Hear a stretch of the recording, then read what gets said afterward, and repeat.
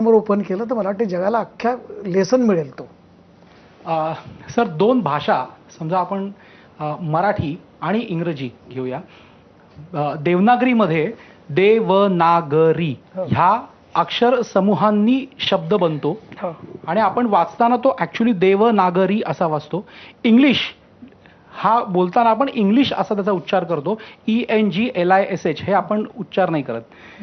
तर ज्या वेळेला आपण हे स्ट्रोक्सचा विचार करतो सुलेखनासाठी, त्यावेळेला ह्याचा कुठे हे होतो का, म्हणजे फरक पडतो का विचारसरणीमध्ये? कसं आहे की एक तर कनेक्टिव्हिटी शब्दांची, तुम्ही कसं वाचणार आहात ते एक डिझाईनच आहे. शेवटी शेवटी काय असतं, शब्द लिहिणं, वाक्य लिहिणं, पॅराग्राफ लिहिणं हा सगळा डिझाईनचा भाग आहे. तू पॅराग्राफ लिहिला असं तू कथेत लेखक म्हणून तू सांगशील मला, पण ते सगळं डिझाईन आहे. कारण त्या सगळ्या गोष्टीवर टॉपपासून एंडपर्यंत सगळा अर्थ कशा पद्धतीने आला, कशा पद्धतीने आपण इथे मग अर्थ चांगला आला आपण म्हणतो असं आहे ते. त्यामुळे ती ज्या पद्धतीने तुम्ही मांडता त्याच्यातली स्पेस म्हणा किंवा प्रोनाऊन्सिएशन म्हणा, हे कसं करता हे बेसिकली तुमच्यावर आहे, त्याच्यावरती ते.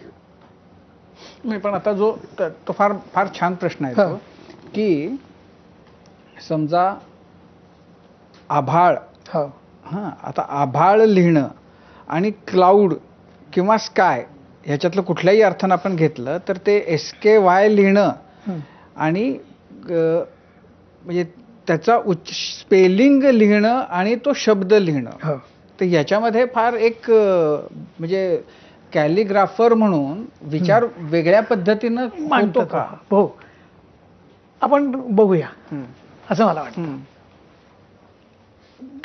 टायपोग्राफीमध्ये किंवा ह्याच्यामध्ये कॅलिग्राफीमध्ये लेआउट करताना दोन गोष्टी असतात. एक एक्सप्रेसिव्ह टायपोग्राफी नावाचा वर्ड आहे, जिथे तुमचा शब्द हा लिहिलेला असतो, पण तरी पण त्या शब्दातनं बरंच काही तुम्हाला मिळत असतं, है ना. इथे आपण असं समजा धरून चालूया. आपण एक असं नेहमीचं उदाहरण देतो तुला, असं लता, हे जेव्हा मला लिहायचं असतं मी असं लिहिणार नाही ना लता. जे गाणं आहे ते गाणं मला माझ्या डोक्यात आहे, तो मला शब्द मांडला पाहिजे. किंवा असा एक दुसरा शब्द असतं की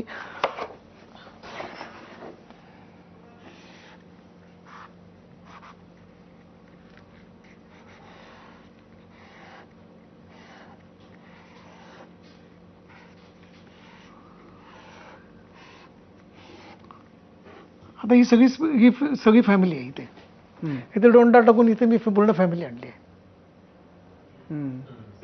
नाही का. हे फेमस उदाहरण आहे ऍक्च्युली. आणखी वेगळं आहे जरा ते, पण मी फक्त वेगळ्या पद्धतीने मांडण्याचा प्रयत्न करतोय. किंवा मराठीचं आभाळ लिहिलं असतं,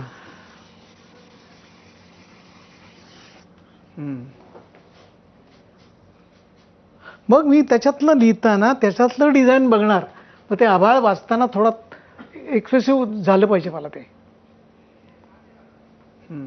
त्यामुळे हे कुठेही प्रत्येक शब्द लिहिताना किंवा असं जेव्हा मी हे केलं होतं,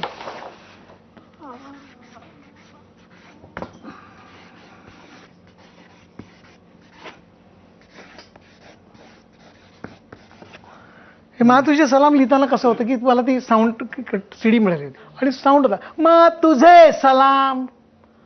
मी आय कॅन्ट राईट एक असं मा तुझे सलाम. तो जोश आहे ना गायलेला, तोच मला याच्यामध्ये दिसला पाहिजे, तरच मी कम्युनिकेशन करायला सुरुवात होतं ना. ते लोकांच्या लक्षात का राहतं, तेच राहतं ते.